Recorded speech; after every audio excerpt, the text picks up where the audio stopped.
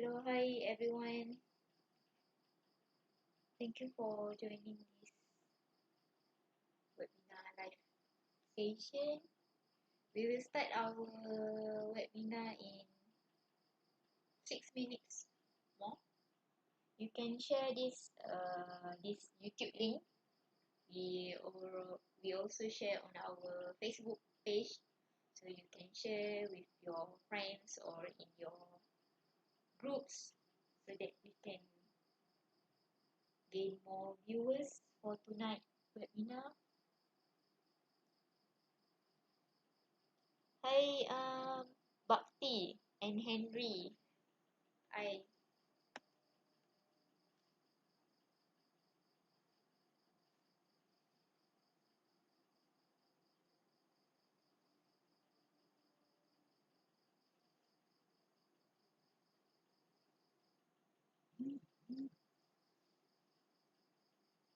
Everyone can hear my voice clearly, or anyone hearing any echo sound, it's too loud or too slow. Hi, Inovis from Sabah.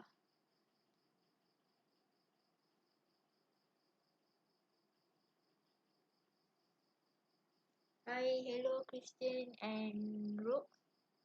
You guys from Philippines. Hello, selamat malam.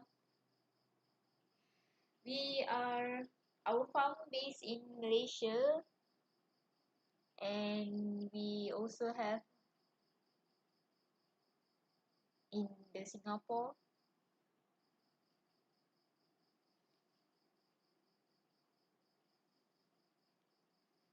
Tonight, webinar will be on the aquaculture chemicals, based on our experience on what we are using in our farm. This one is especially for the indoor farming.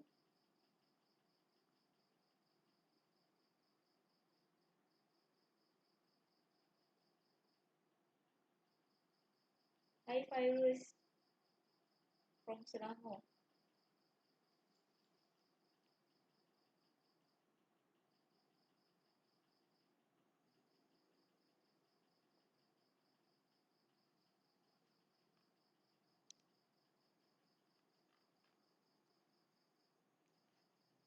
We will start in 4 minutes.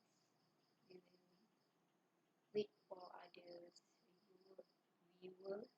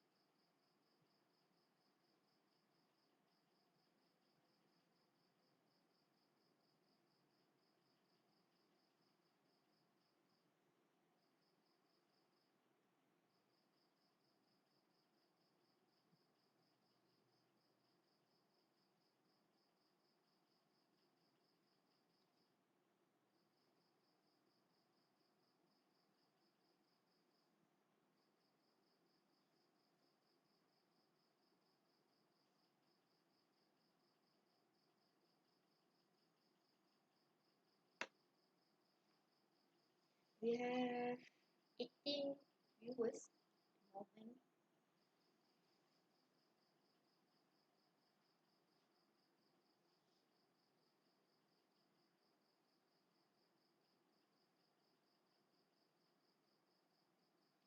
We have just started a poll on the chat section. If you see, we would like to know if you already start the farm business or planning to start, or you guys are beginner.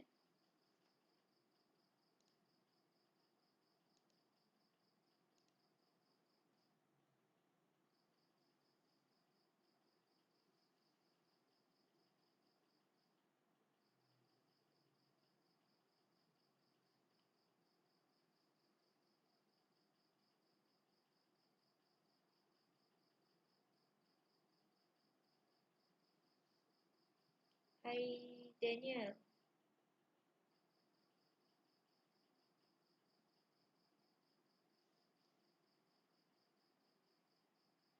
On our poll, we have 50%, 50% on the farming. You have started your farming and still planning for the farming career.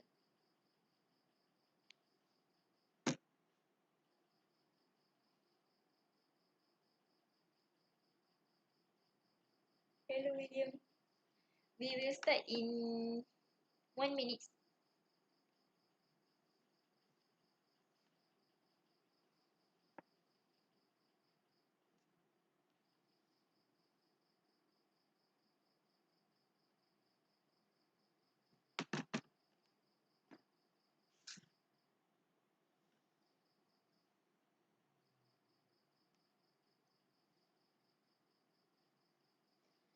Okay, my time is already 8:30, so we will start our webinar session. Thank you, everyone. At the moment, we have 23 viewers live on our YouTube. So do share the link.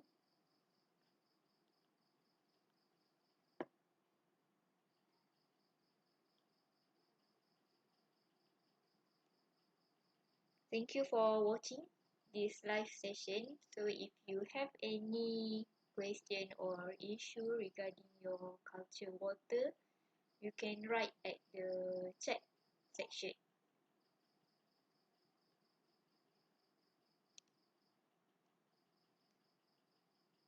A bit of introduction. My name is Shiken. Today I will be presenting this webinar session on the chemical use in indoor farming specifically. These are my role at Ras Aquaculture. For those who are new to our channel, you can always check out our page, YouTube and website to learn more on what we are doing. A bit of introduction on the company activity. Our main farm located in Johor, Malaysia, where here we operated two main aquaculture activity. The first is vertical farming of mud crab with recirculating aquaculture system. This system is mainly to minimize land usage and water exchange. Our activity here specialize in fattening culture, where we will fatten the empty mud crab, and the mud crab will be inside the box you see over here in about 2 to 4 weeks before we can sell them. Second aquaculture activity on our farm is on the indoor shrimp farming with biofloc system. I'm not sure how many people here familiar with biofloc, but this kind of culture system has grown rapidly, especially in Asia. These are our facility where we locate in the shop lot and near to residential area. We have ongoing pilot tilapia culture with biofloc at the moment, and we still experimenting this type of culture. So we hope the next time we can share this new knowledge and experience with everyone on our YouTube channel, or we can do any live session.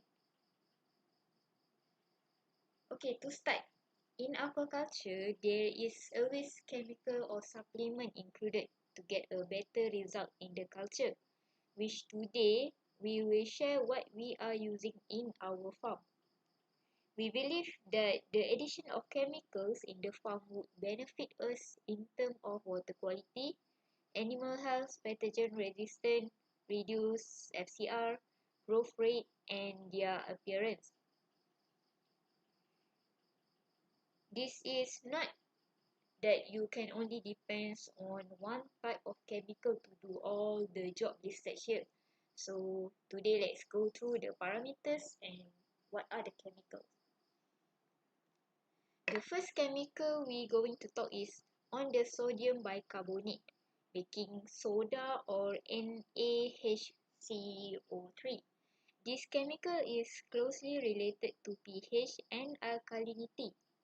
pH, they control a wide variety of solubility and reaction inside the water. So it's also control the ratio of total ammonia nitrogen or TAN and activity of nitrifying bacteria to purify the water. Farmers are quite confused also sometimes because they always measure NH4 or the total ammonia nitrogen, but they are not very sure the relation with the pH value. Let's look at the diagram on the right here. When the pH is high, which is more than 8.5, it will increase the toxicity of ammonia, while the low pH, less than 7.5, will decrease the toxicity of ammonia.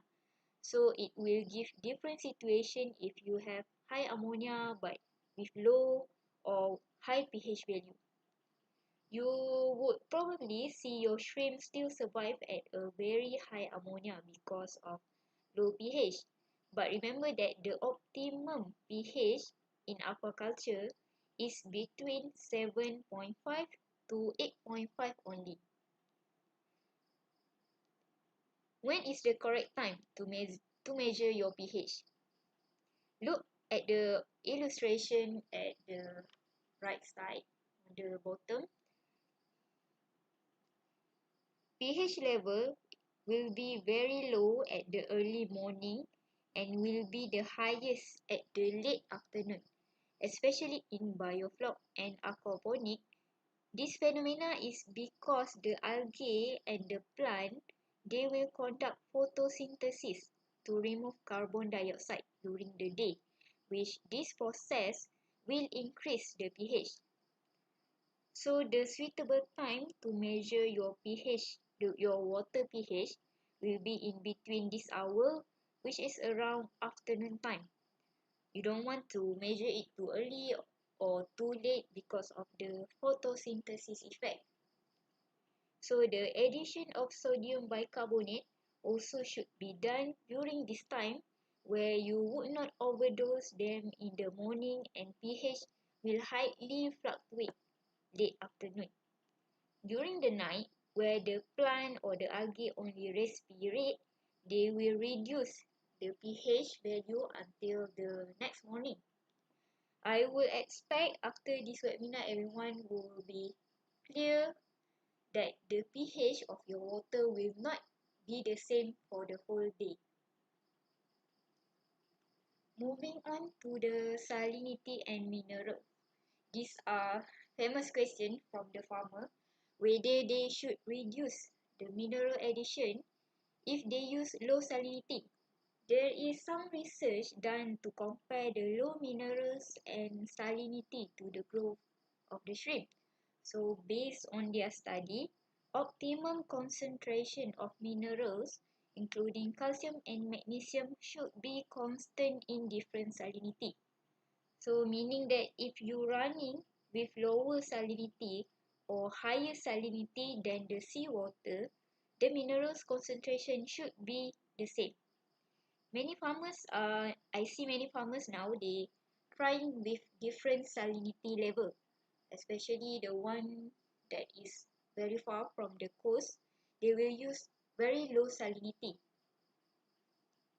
Especially for the Vaname, we know that they can tolerate 1 ppt to 40 ppt, but you have to remember your mineral should be constant or similar with what they are having in the natural seawater. The first mineral we will pay attention when doing crustacean aquaculture is magnesium level. The animal need magnesium to build their shell, as the thin shell are easily exposed to disease. In our farm, once we measure the current magnesium level using the test kit, we will dose the additional magnesium chloride to achieve the optimum level at 1000 to 1200 ppm or milligram per liter in the water. We prefer to use magnesium chloride as it is highly soluble in the water. But you need to know how many percentage of magnesium in the product. Typical concentration that we know is around 30 to 50%. So on the description here is how we usually determine the percentage if it's not mentioned at the packaging. Second minerals is calcium. The same method we apply with magnesium. We will measure the current level of the calcium first and then top up the concentration using calcium chloride. We prefer to use chemical that is highly soluble and does not make our water to turn into very cloudy state. This is especially important if the animal is sensitive to suspended solid. Optimal concentration in the salt water for calcium is between 200 to 400 ppm. For both magnesium and calcium chloride, you can look for industrial grade with the supplier if you looking for the chemical. Okay, next one. This one is specially for those making their own sea water or the salt water. The usage of the sodium thiosulfate is important in the country that the municipal water has been treated with chlorine. It is a fast method and it should be added before the mixing of minerals and salt. Some tips for those who don't have the sodium thiosulfate, you can just use this alternative to evaporate the chlorine to the air. Make sure you have the water ready if you suddenly need to change some water in the tank.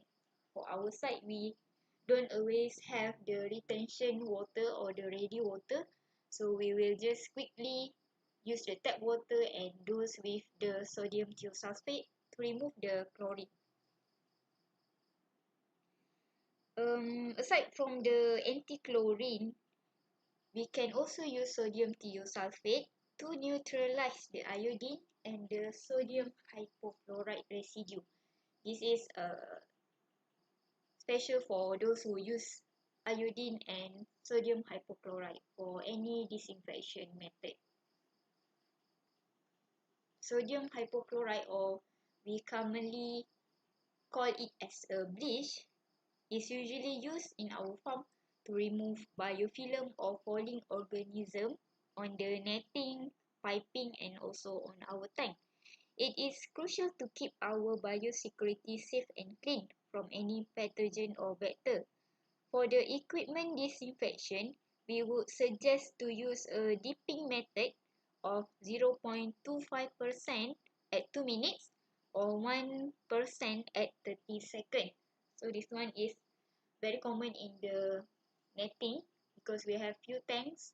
So we would recommend to use a dipping method to disinfect the netting. For our crab box disinfection and also for the tank, the canvas tank we have in our shrimp farm, after every harvest we will disinfect the tank. So for this kind of big disinfection, we would recommend to use it at 200 ppm. So this one is quite different with the dipping method. We will prepare a solution with 200 ppm of bleach and then we will use this to soak and brush our tank. The next usage is on the food bath preparation, which this one is we will prepare for twice a week at 50 ppm.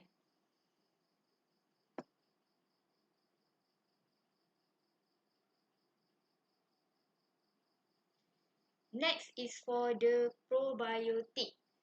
For those who have been joining our previous webinar on the feed management, we also have promote our probiotic product on our Shopee and on our YouTube channel before. This is a biomade probiotic. It consists of the Bacillus subtilis bacteria, where it's proved to help in efficient use of the feed and enhance the nutritional value and improve the immune response of the shrimp, and it's also have some effect to have a better water quality. But for our probiotic product, we focus mainly to develop the good flock characteristic to start your biofloc system. The combination of the prebiotic and highly concentrated blend of bacteria spore formulated for a starting of a biofloc culture. To accelerate the biofloc formation, it's very good for a start so that we can save our operational costs, because the traditional starting for the biofloc would need around 1 week to 2 weeks. So using this biomix probiotic, we can save our aeration, the electricity for about 2 to 3 days of the culture. So on the right side here is how the bacteria, the active bacteria looks under the microscope.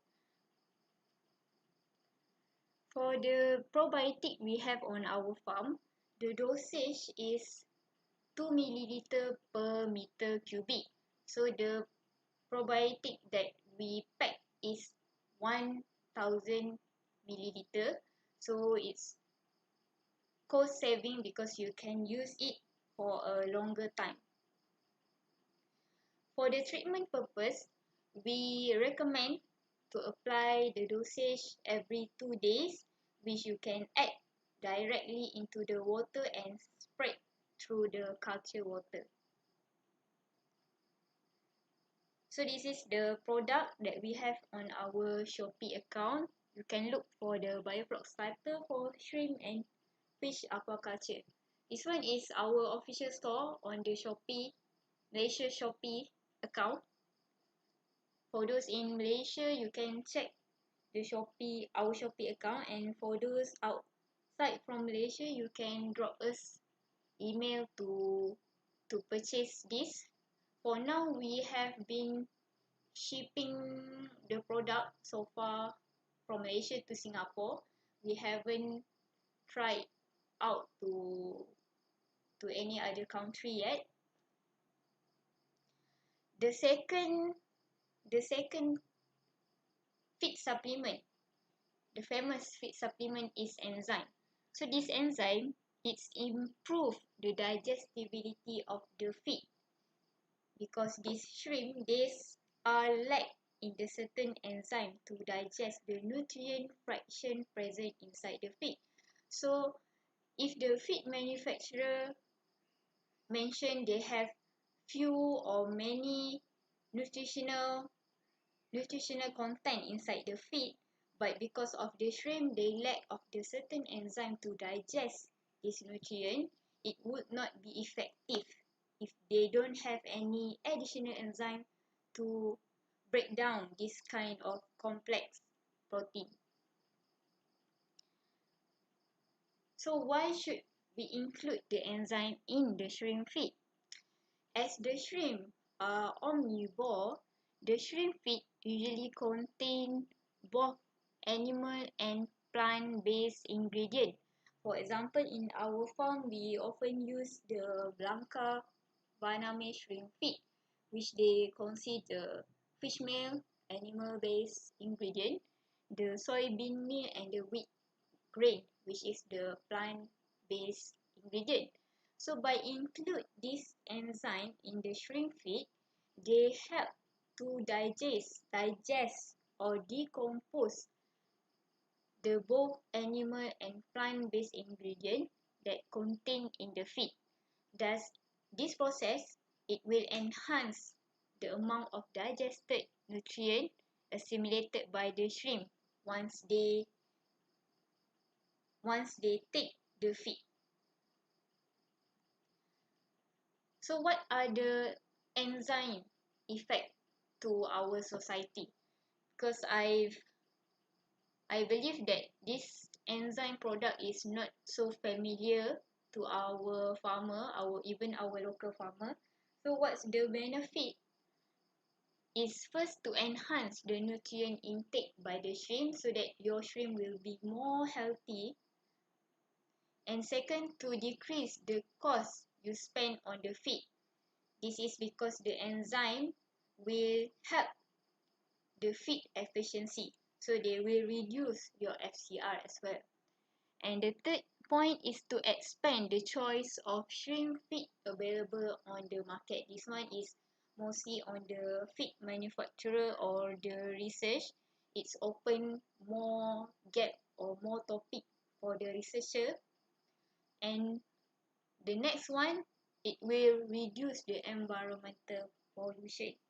So when the feed is going into the culture water, it's not most of the feed, around 30% of the feed will go into the shrimp body, and another percent will go as the waste or the leftover. So it will reduce the environmental pollution, as this enzyme will decompose them into another less pollution form. So how we do this, or how we apply this enzyme in our shrimp feed? The suggested inclusion rate for the enzyme is in the powder form. So the brown color here is the enzyme, how the enzyme looks like. So the inclusion rate is around 0.4 gram to 0.8 gram per 1 kilo of feed. So it's very small amount to include. How we mix into the shrimp feed?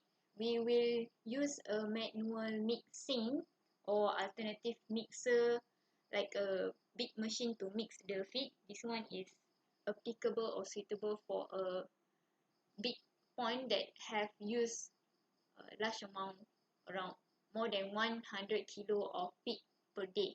For our side, we only use a manual mixing. And then this enzyme, they need to have a binder, either molasses. So for a biofloc, of course, we have a molasses as the binder. For any other method of culture than biofloc, you probably might look into this quick oil and also water. But this enzyme, you have to take precaution. You have to immediately use after it mixed with the binder.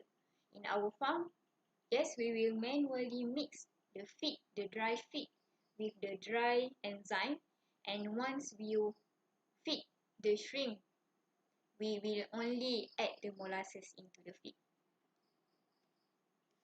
The next chemical is the astaxanthin. So many people, I think, already heard or familiar with this astaxanthin word. And we also have recently we have uploaded new video on our YouTube channel on the use of astaxanthin. So basically, this astaxanthin will help to enhance the immunity of the animal, reduce the mortality, preventing antibiotic usage. This is quite similar with the probiotic, and also improve pigmentation.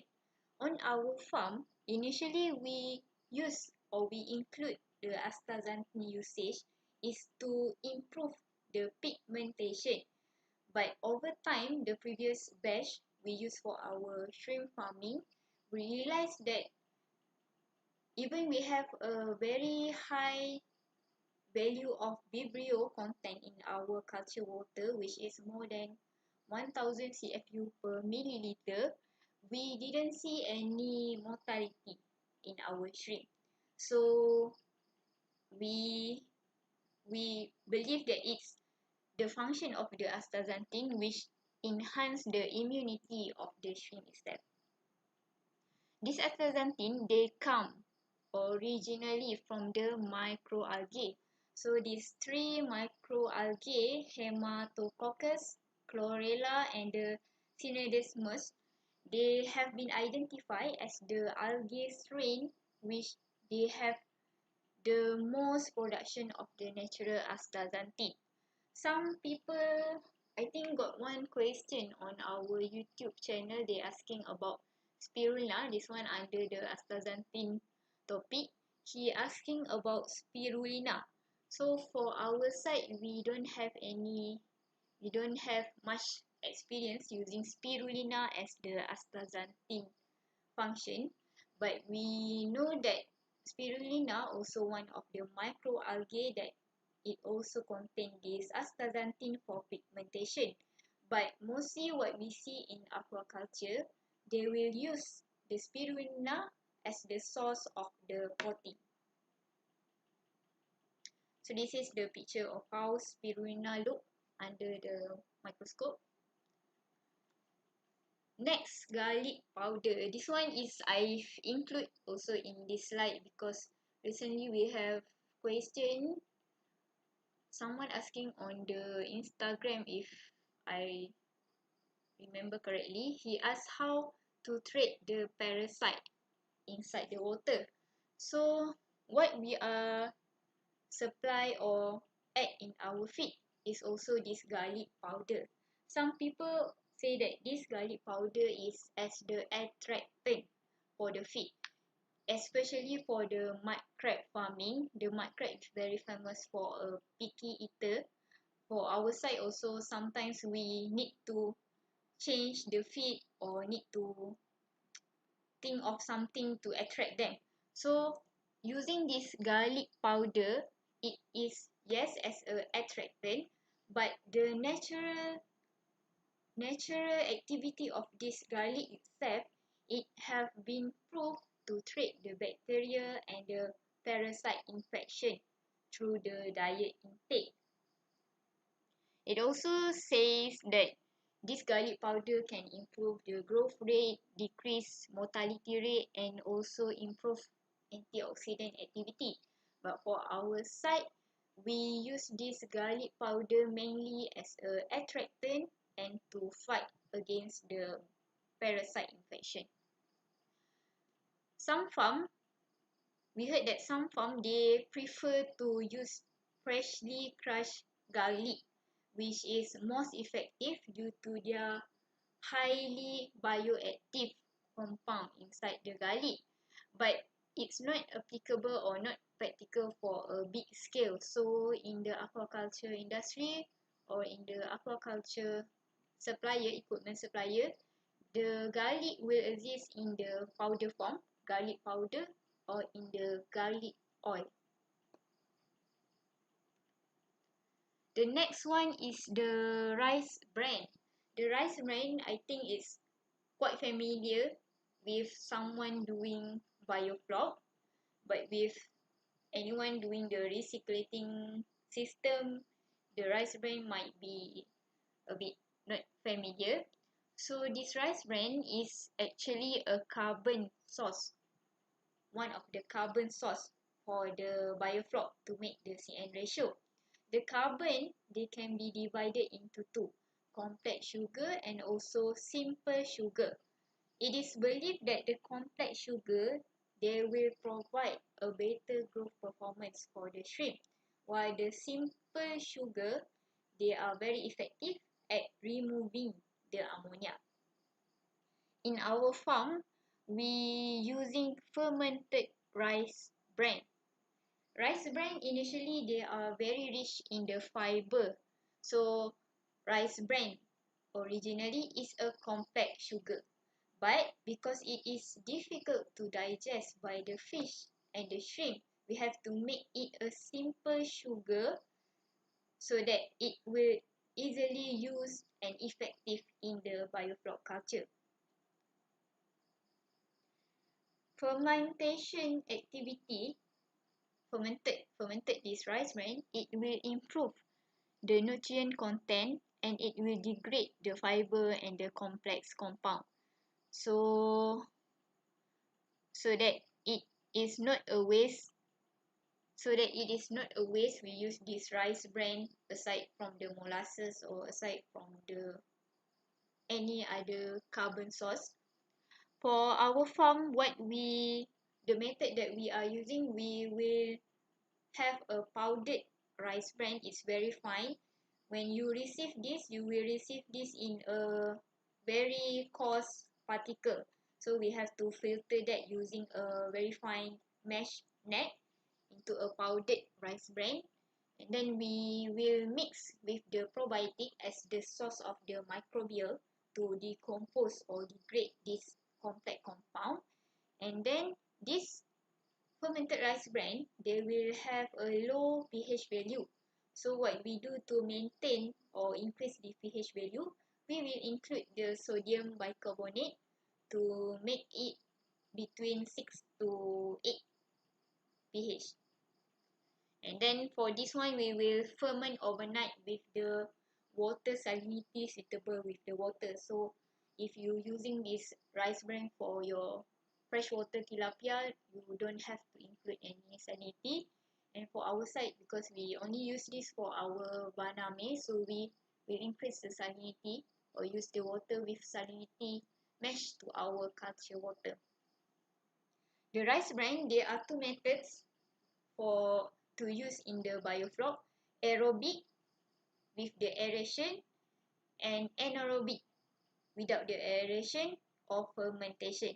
Whichever method is suitable, this one is depends on your how is your farm preference. But for our farm, we will use the fermented or the anaerobic method.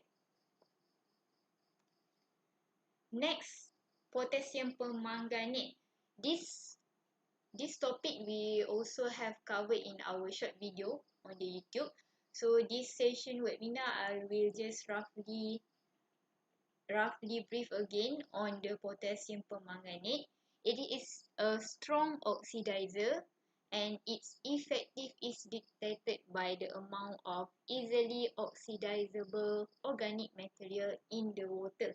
So it's not a disinfectant against heavy metal or inorganic.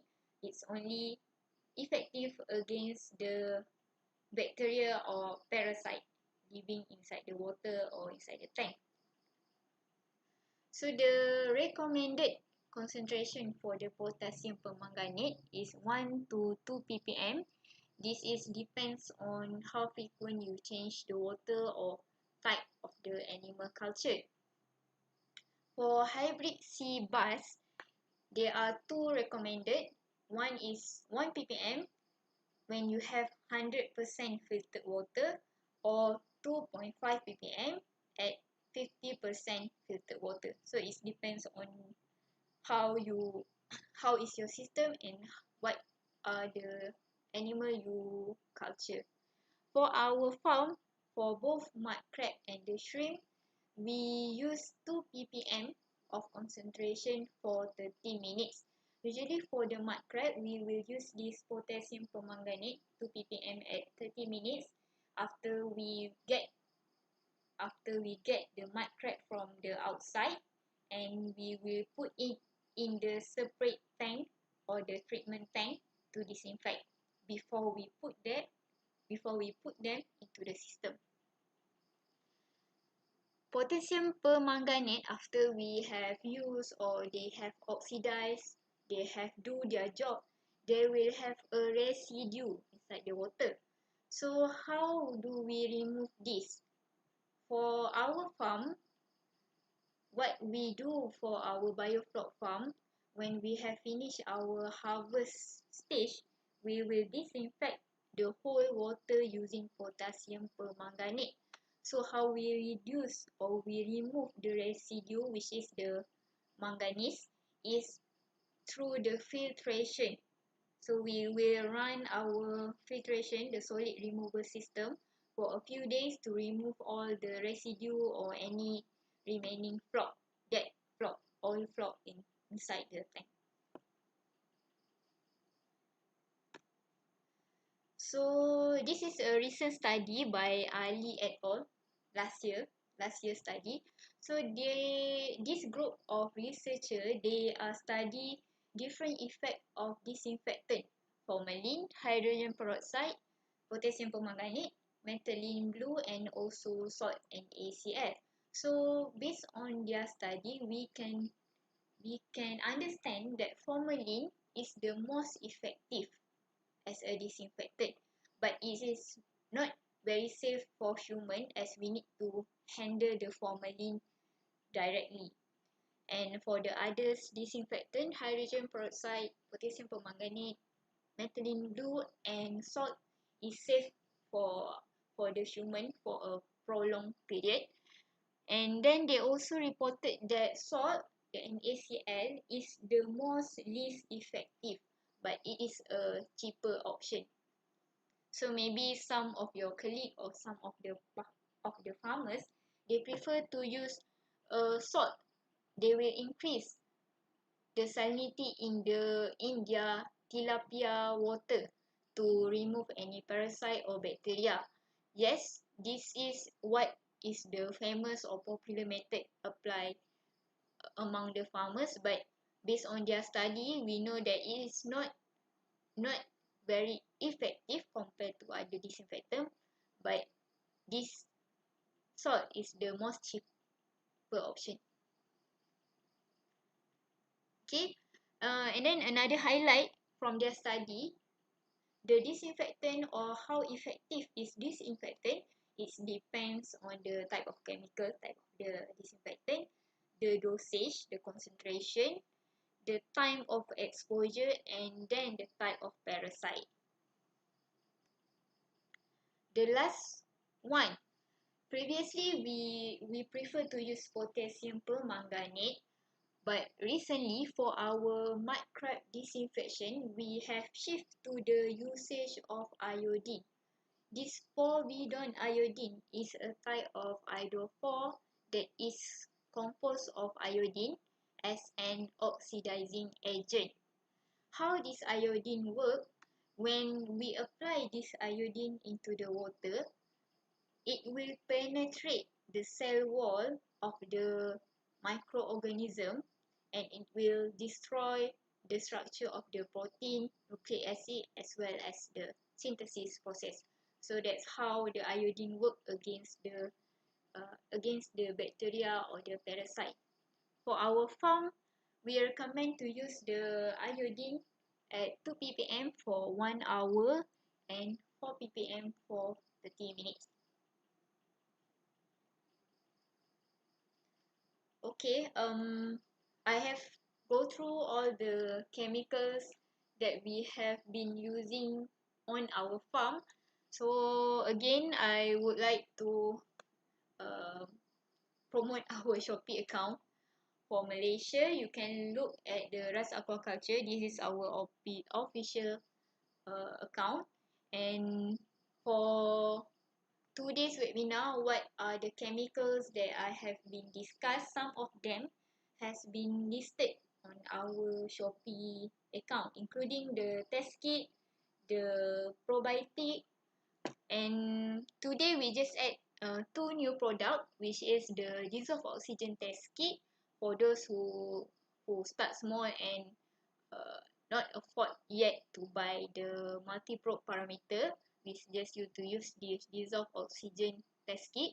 And we also add another product, garlic powder, which is effective to remove the parasite and also bacteria. Okay, so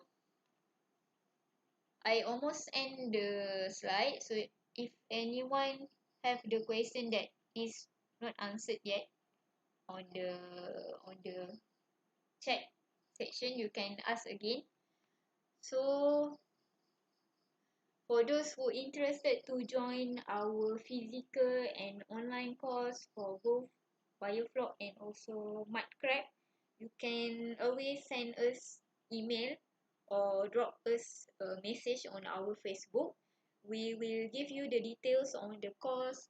The syllabus is mostly covered, the knowledge and the understanding of the system and the biology of the animal itself, and business skills, practical skill, how to monitor and what is the process control involved, and also gain the access to the supplier network.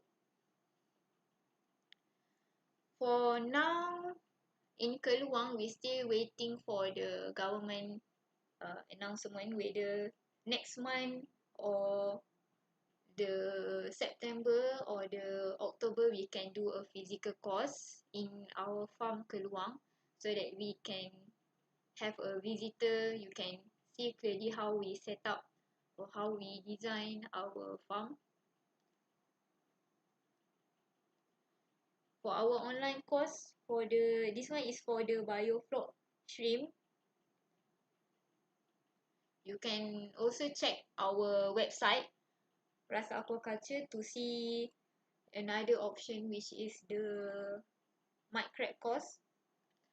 On the online course, we have a special forum for the Q&A and also discussion. So if this forum and discussion is special for those who have any problem or face any difficulty to understand some of the process, you can ask in the forum, and they will discuss some of the experience they have on the farm, and we will have our opinion on how we solve on our farm. So again, I would like to thank everyone to join this webinar session. If you have any question, you can call us or WhatsApp us, and visit our website on Ras Aquaculture for more information on our company and also the online course. I will go through the question on the chat box.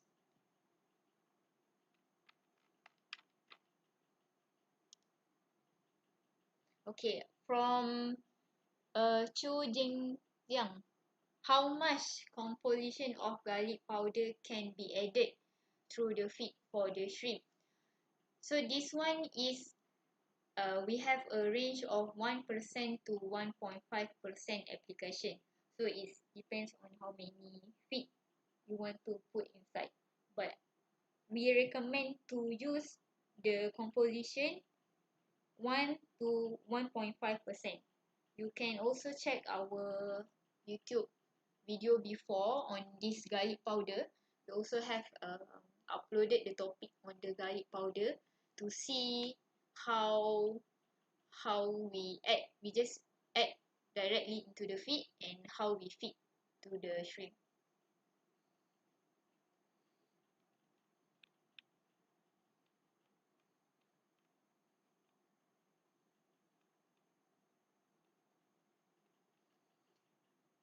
We have also pasted the Shopee link on the chat for those in Malaysia.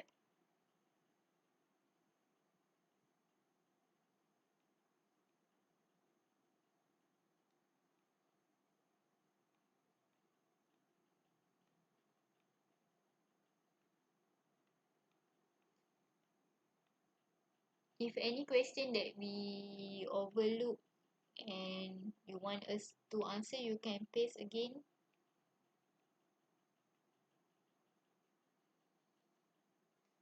Is from Sam.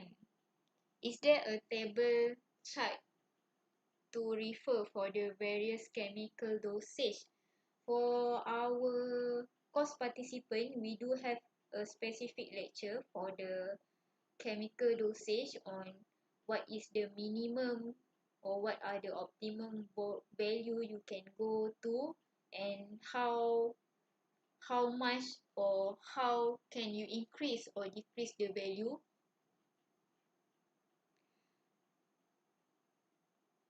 So the table is actually we compile specific for our course participant, but on our YouTube channel you can look for the current series, chemical series. We also mention on the from each topic how many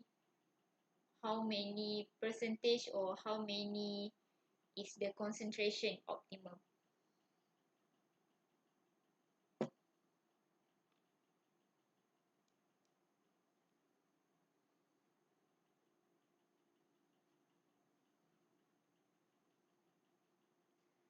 From Zuhai Kamil.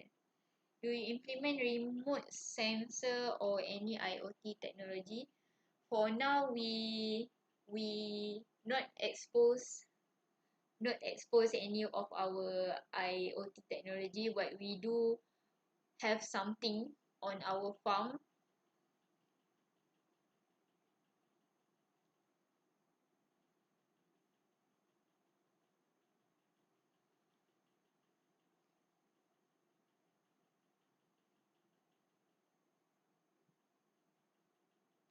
From Daniel about feeding. Crab are picky and love rotting fish.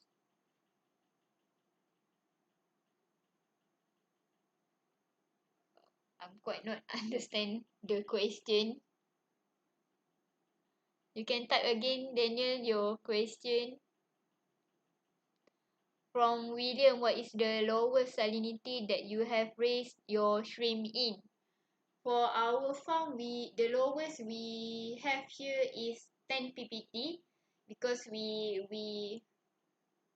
consult with the hatchery. They cannot go below than 10 ppt because they will have low survival rate.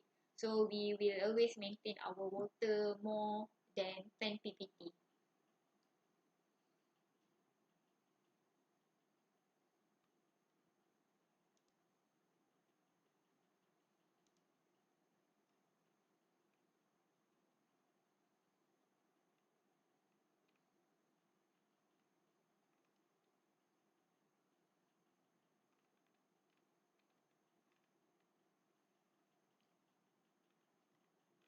Do you have any other question? For the next webinar session, we will post the link on our Facebook. It's on the September. The next webinar is on the September on the aquaculture strategy.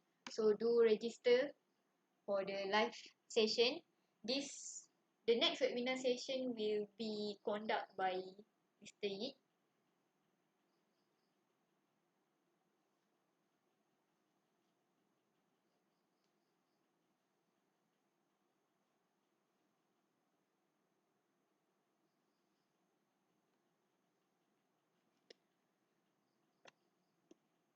I think there's no more question from the chat.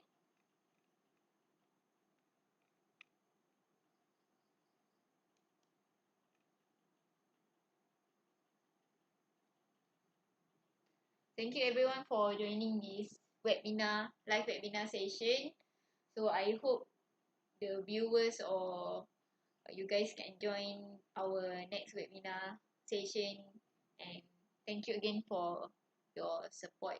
I will end the live now. Thank you. Good night.